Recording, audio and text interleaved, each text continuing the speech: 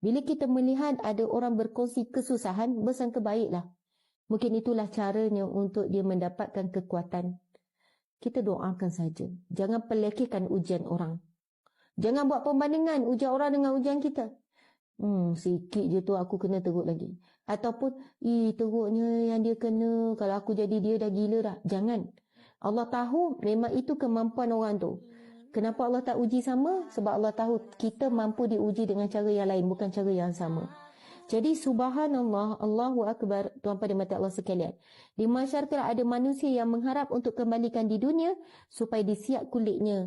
Sebab apa siap kulit? Itu adalah gambaran ujian yang paling berat. Cuba bayangkan, kita toreh sikit, lepas tu tarik kulit. Rasa macam mana? Mungkin itu adalah kesakitan yang paling sakit, teramat sakit, disiap. Soalnya di masyarakat ada manusia yang mengharap dan meminta kembalikan di dunia untuk diuji berat-berat, sebab mereka melihat di masyarakat itu orang yang beruntung adalah orang-orang yang sabar dengan ujian Allah. Tuan-puan sekalian, ramai yang tidak mahukan ujian, sedangkan ujian itu adalah satu bentuk perantara rahmat Allah. Kita tak boleh minta ujian. Tak boleh kita minta. Bang, rasa hari ni macam tak ada ujian apa-apa. Harap-harap esok adalah apa-apa ujian. Kalau tak ada ujian macam tak ada makna je hidup. Macam tak ada cabaran. Tak boleh. Jangan meminta.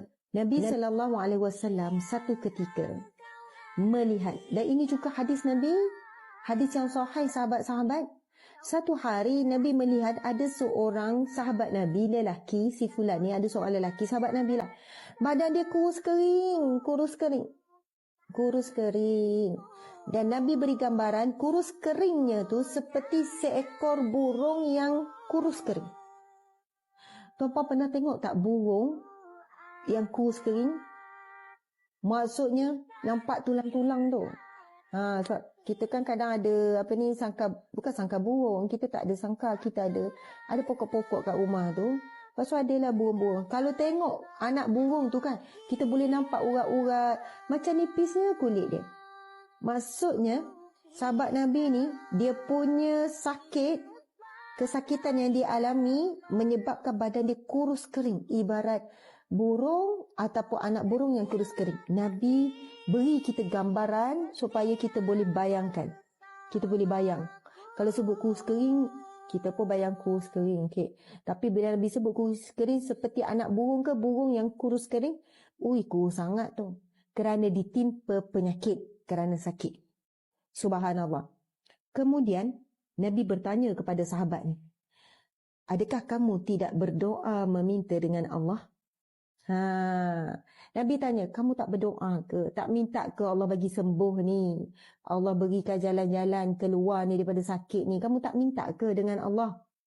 Nabi tanya, adakah kamu tidak berdoa meminta dengan Allah?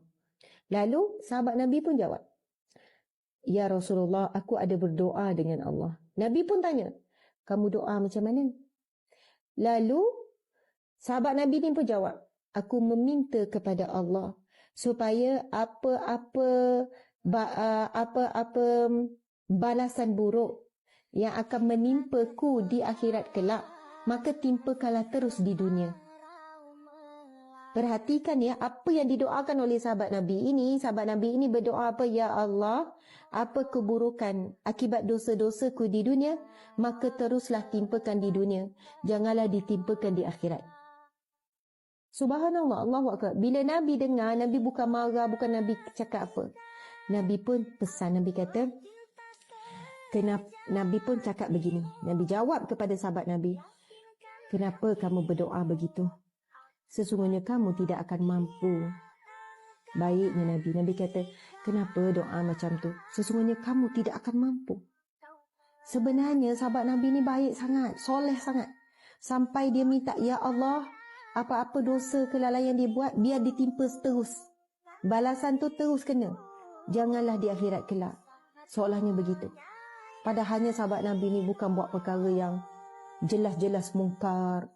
Kan, maksiat yang terang-terangan.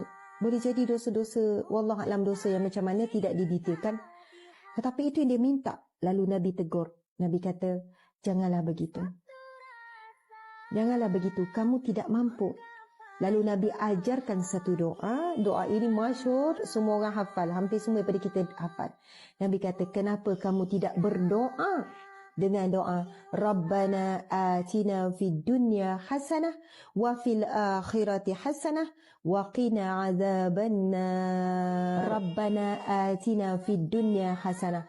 Wahai Tuhan kami, kurniakanlah kepada kami di dunia ini kebaikan, wa fil akhirati hasanah, dan di akhirat kelak kebaikan, wa qina azabannar, dan lindungi, jauhi, selamatkanlah kami daripada azab api neraka. Maksudnya Nabi menganjurkan kepada kita umatnya untuk meminta kepada Allah kebaikan dunia dan kebaikan akhirat, dan melindungkan daripada keburukan yang sebenar, iaitu neraka Allah.